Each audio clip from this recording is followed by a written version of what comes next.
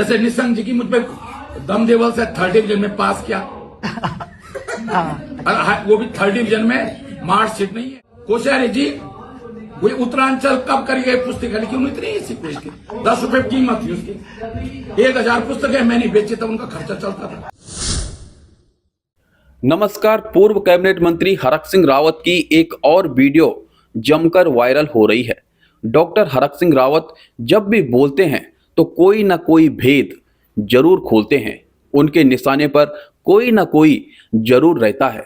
इस बार तो उन्होंने किसी नेता, पार्टी, मंत्री, विधायक को नहीं बल्कि उत्तराखंड के 4 पूर्व मुख्यमंत्रियों और वर्तमान सरकार में महत्वपूर्ण मंत्रालय संभाले मंत्री पर अपने मजाकिया अंदाज में पर्सनल अटैक किया है। उनके पूरे बयान के बारे में हम आपको बताएंगे और सुनाएंगे, इसलिए वीडियो में आखिर तक बने रहिएगा। भाजपा और कांग्रेस की सरकारों में उत्तराखंड के कैबिनेट मंत्री की महत्वपूर्ण जिम्मेदारी निभा चुके डॉक्टर हरक सिंह रावत अपने बिंदास बयानों के लिए जाने जाते हैं। अब तो ऐसा हो चुका है कि जब भी डॉक्टर हरक सिंह रावत बोलेंगे तो किसी ना किसी का गुप्त भेद जरूर खोलेंगे। हालांकि उसमें कितनी सच्चाई होगी या सच्चाई होती है उसके बारे में या तो डॉक्टर हरक सिंह रावत ही जान सकते हैं या फिर वही जान सकते हैं जिनका जिक्र डॉक्टर हरक सिंह रावत अपने बयानों में करते हैं। राजनीतिक फील्ड में किसी पर व्यक्तिगत टिप्पणी करना कितना उचित है या फिर अनुचित है, इस संबंध में प्रत्येक व्यक्ति का अपना नजरिया हो सकता है। बीते दिन डॉक्टर हरक सिंह रावत ने मीडिया कर्मियों से वार्ता में उत्तराखंड के पूर्व मुख्यमंत्री डॉक्टर रमेश पोखरियाल निशंक, पूर्व मुख्यमंत्री तीरथ सिंह रावत, पूर्व मुख्यमंत्री त्रिवेंद्र सिंह रावत, पूर्व मुख्यमंत्री भगत सिंह कोश्यारी और उत्तराखंड की वर्तमान भाजपा सरकार में स्वास्थ्य और शिक्षा मंत्रालय के मंत्री डॉक्टर धन सिंह रावत पर ऐसा बयान दिया जो जमकर वायरल हो रहा है। कोई कह रहा है डॉक्टर हरक सिंह रावत ने बीजेपी नेताओं की कुंडली खोल दी है, तो कोई कह रहा है कि अब खुल रही है भाजपा नेताओं की पोल। आप भी डॉक्टर हरक सिंह रावत का पूरा बयान सुनिए। क्या राजनीतिक जीवन में किसी पर व्यक्तिगत बयानबाजी उचित है? इस बारे में आपकी क्या राय है, कमेंट करके अवश्य बताएं। सिंह रावत क्या करेंगे क्या नहीं करेंगे, इससे भाजपा पहली बात है। देखिए विनोद चमोली जी क्या कह रहे हैं, मैं टिप्पणी कारण क्या है ना कि अब भाजपा ने क्या कर दिया, पहले महेंद्र भट्ट से बुलवाया तो मैंने महेंद्र भट्ट जी की बात बोल दी। अब सच ये है कि इसमें भाजपा में हरक सिंह रावत के खिलाफ बोलने की स्थिति में कोई नहीं है। इसलिए नहीं बोल रहे हैं कि मेरे पे सबकी फाइल है कुंडली। जैसे निशंक जी की मुझ पर दम देवल से 3rd डिवीजन में पास किया। वो भी 3rd डिवीजन में मार्कशीट नहीं है। निशंक जी की दम देवल से हाई स्कूल की मार्कशीट नहीं है। उसी टीसी है, टीसी ट्रांसफर टीसी है, मेरे पास फाइल है, टीसी है। उसके आधार पर मनीष सपवार प्रमुख सचिव स्वास्थ्य थी, उसके आधार पर उनका पासपोर्ट बनाया निशंक जी का हाई स्कूल की 3rd डिवीजन की टीसी के आधार पर। अब मुझे नहीं पता, उन्होंने एमए हिंदी से दिखाया गढ़वाल विश्वविद्यालय, मैं तो विश्वविद्यालय में रहा हूं। मैंने तो पिछले 40 साल का सारा रिकॉर्ड देख लिया कि निशंक जी नाम का ही एमए हिंदी से निकल जाए कि कब उन्होंने एमए हिंदी से किया। मैंने तो आटे लगाई हरिद्वार में, आटे लगाई बनारस में, आटे लगाई इलाहाबाद में कि निशंक जी ने वो प्रथम द्वितीय क्या होता है वो जो होता है संस्कृत में, वो कहां से किया। धन सिंह रावत जी का मुझे पता है, डॉक्टर सूद जो हमारे ब्लाइंड प्रोफेसर थे पॉलिटिकल साइंस, उनके अंडर में उन्होंने जो है पीएचडी किया। अब सोच लो आप, कोई ब्लाइंड एजुकेशन जानता है वो अगर कुछ लिखेगा तो ब्लाइंड पढ़ लेगा वो तो, लेकिन आंखों वाला की राइटिंग को ब्लाइंड कैसे पढ़ेगा, अब ये अंदाजा लगा लो आप। तो इसलिए मुझे सबका पता है। तीरथ रावत को मैंने जर्नलिज्म में एडिशन तो करा दिया, डंगवाल जी से कह के, पत्रकारिता में एडिशन तो करा दिया। अब मैं जब एग्जाम हुआ जर्नलिज्म पत्रकारिता डिप्लोमा का, तो उसमें मैं मदद नहीं कर पाया तो फेल है जर्नलिज्म में, गढ़वाल विश्वविद्यालय फेल है तीरथ सिंह रावत। तो इसलिए मैं सबको जानता हूं। मैं तो अजय भट्ट को भी जानता हूं कि जब मैं रानीखेत गया था मोहन सिंह गांवासी में, वो धर्मशाला के बगल में एक कमरे में, तो एक कमरे में इनकी मिसेज ने वही स्टोव में मेरे लिए पराठा बनाया। त्रिवेंद्र रावत की मिसेज को मैं वो खरीदी वहां, जब मैंने पहली कार खरीदी 93 में, उसमें शादी नहीं थी त्रिवेंद्र रावत की, तो अपनी कार में बिठा के लाया। उस बाद जब त्रिवेंद्र रावत की शादी हो गई 94 या 95 में, तो त्रिवेंद्र रावत ने एक दिन देवलोक होटल सिनार में सामने बुलाया, तो उसकी मिसेज ने भी ऐसी फूड स्टोव में मेरे लिए पराठा बनाया, नाश्ता बनाया। तो मैं तो सबको जानता हूं भैया, इनके एक को जानता हूं, मैं सबको जानता हूं मैं इनको। मतलब एक व्यक्ति बोल दो तुम, मुझे सबको पता है। कोश्यारी जी वो उत्तरांचल कब करी गई पुस्तक लिखी, उन्हें इतनी सी कोई की 10 रुपए कीमत थी उसकी, 1000 पुस्तकें मैंने बेची, तब उनका खर्चा चलता था। हम आपको डॉक्टर हरक सिंह रावत की एक और वीडियो दिखा रहे हैं जिसमें डॉक्टर हरक सिंह रावत के बिंदास बोल काफी वायरल हुए थे। नमस्कार। हम तो अपनी जमीन को नहीं भूले। अब कुछ लोग सोचते हैं कि साहब मैंने ऐसे बोल के जो है धामी की तो इनकी है। हमारे एक मेरे माँ जी ने एक बार बोली बोले हर्षो बोले ये गौरी दूर बल जय फूण हॉल दो वो माना बस सठी जमना ना क्यों जमना। मैंने बोली माँ जी तो इसलिए मैंने कहा, अभी जब मैं मंत्री था धामी जी सिर्फ विधायक थे तो मेरा ऑफिस उनका ठिया होता था। बड़ो गटो कि मैं दड़ी भाभी यार चाची सर में जन है बच्चे दणी जाना हम घास काटो देख तो इतने बड़ो गटो लो मेरी सास गाई देने की देखो वे और सो गटो देख कितने बड़ो चढ़ते 4 फूल यहीं से तो घास है। जेल जाएंगे तो जाने आप वैसे भी यार एक से सुनो डर जाए उम्र में डन छो वो मुँह में नहीं डरे हम अब ये बूढ़ा ना डन। तुम हमारे नौजवानों के बहुत सारा खिलवाड़ कर रहे हो। पेपर लीक हुआ, कनिष्ठ सेवा का पेपर लीक हुआ, सारे भाजपा के नेता उसमें, मुख्यमंत्री के साथ फोटो, प्रमुख सचिव के साथ, चीफ सेक्रेटरी के साथ फोटो, डीजीपी के साथ फोटो। फिर लोक सेवा आयोग को पेपर दिए तो भाजपा का मंडल उड़के का मंडलाध्यक्ष उसमें पेपर बेचते हुए पकड़ा गया। अंकिता की हत्या हुई, अंकिता की हत्या हुई तो उसमें भाजपा का नेता आज आज आज आज काशीपुर में वहां लाल कुआं में बेटी के साथ बलात्कार होता है तो उसमें भाजपा का नेता दर्जाधारी। अल्मोड़ा में घटना होती है, चंपावत में घटना होती है, उसमें भाजपा के कार्यकर्ता। भैया कहां तुम चरित्र की बात करने वाली पार्टी, सनातन धर्म की बात करने वाली पार्टी, कहां तुम्हारा चरित्र चला गया? आज हमारे अनुसूचित जाति के भाइयों के साथ अन्याय हो रहा है। तुम सनातन के धर्म की बात करते हो। अरे सनातन धर्म में तो सबको साथ लेके चलना चाहिए, दिल बड़ा होना चाहिए। रावण नहीं था सनातनी धर्म में, रावण से बड़ा कोई सनातनी था, सबसे बड़ा पंडित था, लेकिन उसको घमंड हो गया, सबसे बड़ा शास्त्रों का ज्ञाता था, उसको अहम हो गया, घमंड हो गया। तो जब किसी सनातनी को घमंड हो जाए, जब अहम हो जाए तो उसके घमंड को चकनाचूर, घमंड कहते ना, कहावत है, कोटेशन है देसी भाषा में कि घमंड तो रावण का भी नहीं रहा। और इस बार केदार बाबा की धरती इनके घमंड को चकनाचूर करेगी। सर भाजपा वाले हरक सिंह रावत जी के लिए कह रहे हैं कि हरक सिंह रावत अब बूढ़ा शेर हो गया है, केवल दहाड़ रहे हैं, कर कुछ नहीं। बूढ़ा तुम्हारा मोदी में हुआ ऐसा भैया सुन लो। अब मैं उनकी बात पे नहीं कर रहा हूँ। हरक सिंह रावत की दाढ़ जो है आज भी जो है, जो अगर हरक सिंह रावत इतना कमजोर है तो ईडी तुम्हारी सबसे बड़ी एजेंसी है, सीबीआई सबसे बड़ी एजेंसी है ईडी। तो हरक सिंह रावत अगर कमजोर होता तो तुम ईडी और सीबीआई भेजते? भाई कमजोर आदमी के लिए भेजता कोई ईडी और सीबीआई? जो सबसे कहीं ना कहीं लोकसभा चुनाव हो रहा था, तुमने ईडी भेज दी, सीबीआई भेज दी। और मैं तो कह रहा हूं, मैंने ईडी वालों से भी कहा 1 रुपये का, 1 करोड़ तो छोड़ दो, 1 लाख तो छोड़ दो, अगर 1 रुपये का घोटाला निकल जाए, एक पाखरो टाइगर सफारी में गढ़वाल के भले के लिए बना रहा था, लाखों लोगों को रोजगार मिलता, दिल्ली से लेकर कोटद्वार तक, जौलीग्रांट से लेकर कोटद्वार तक इतने होटल बनते, इतने रिसोर्ट बनते। पूरी दुनिया के लोग जो टाइगर देखने के लिए आते, वो पाखरो टाइगर सफारी देखने के लिए आते।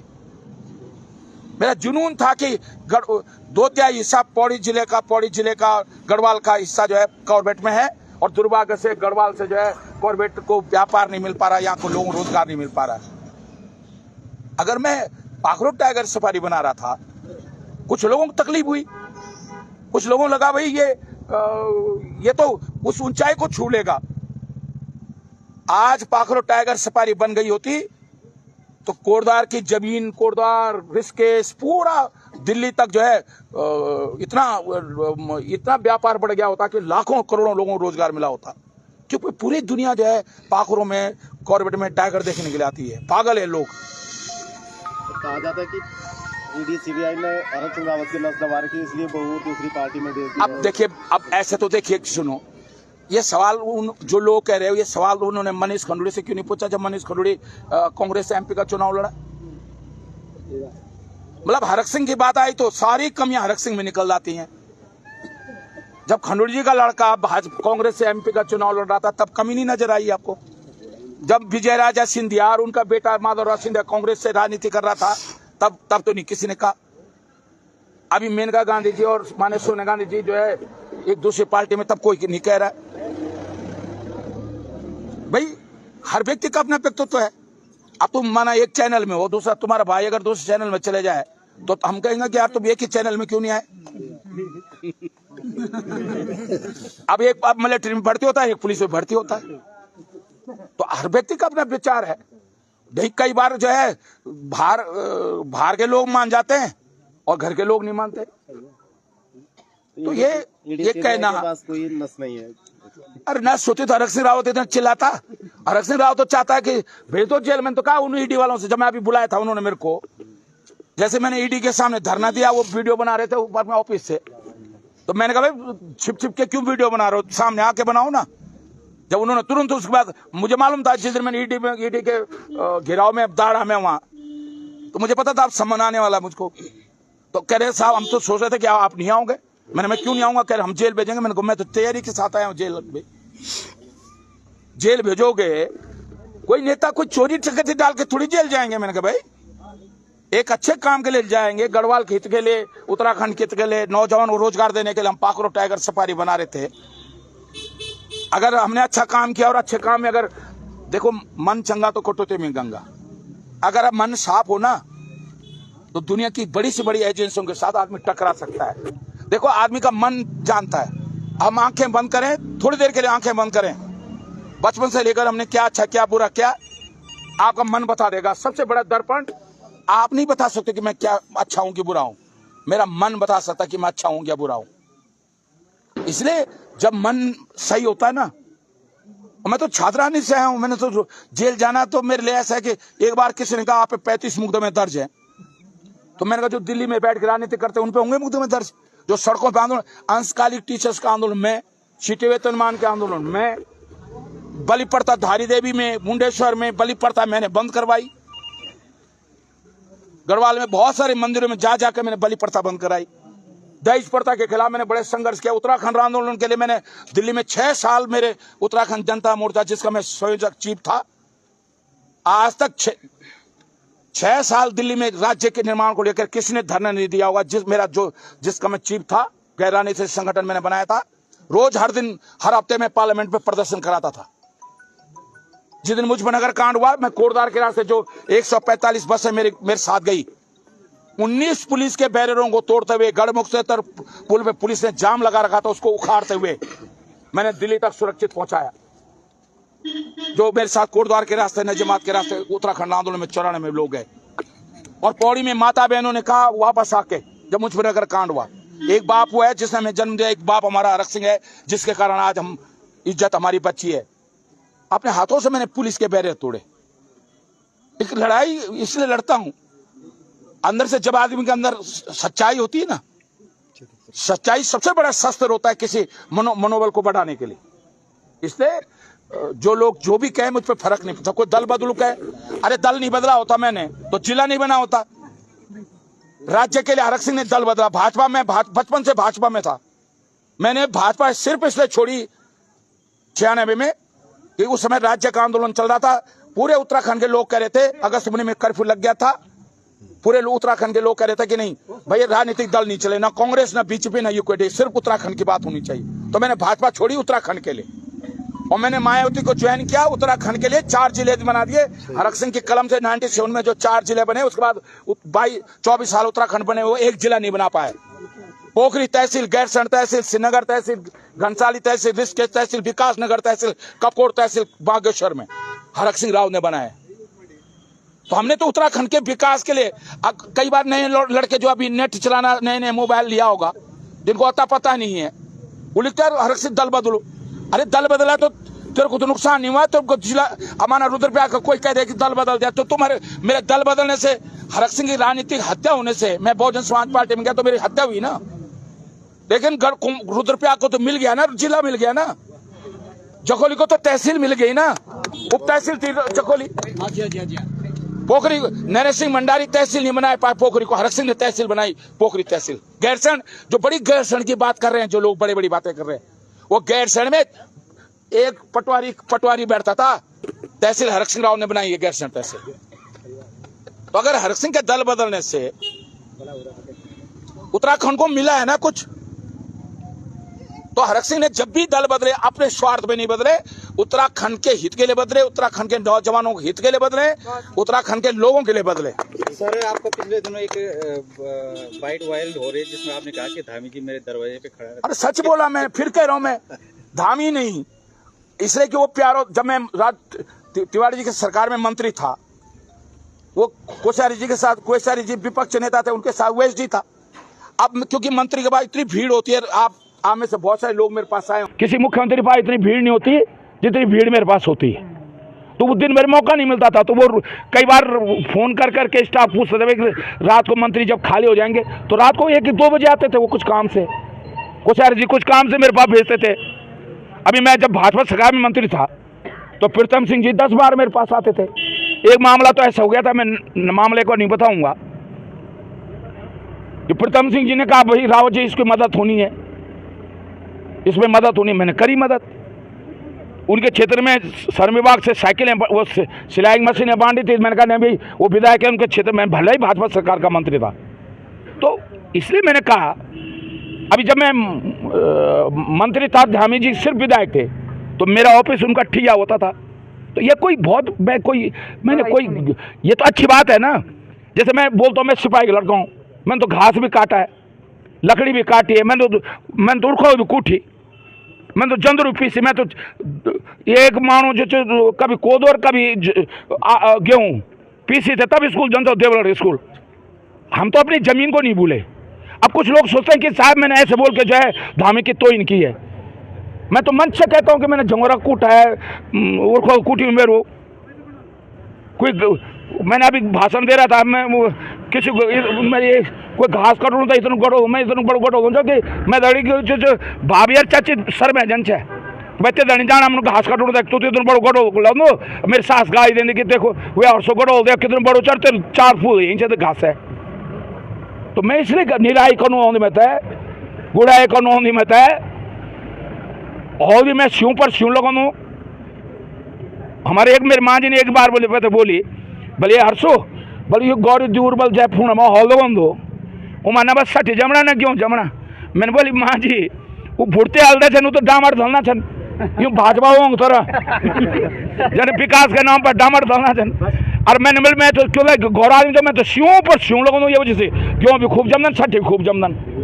तो मैं इसलिए कह रहा हूँ कि इन भाजपा वाले जो डामर धर रहे हैं विकास के नाम पर, इसलिए भैया कोई चिंता नहीं है, जेल जाएंगे तो जाने। अब वैसे भी यार एक चीज सुनो, डर जाए उम्र में डन छो वो उम्र में नहीं डरे हम। अब ये बूढ़ा ना डन, आप तो ये सोच लेंगे जेल चले हैं, ये सोच लेंगे कि जैसे 60 साल के बाद सनातन धर्म में क्या होता है, वानप्रस्थ होता है ना, तो उसको वानप्रस्थ समझ लेंगे, समाज के लिए वानप्रस्थ समझ लेंगे।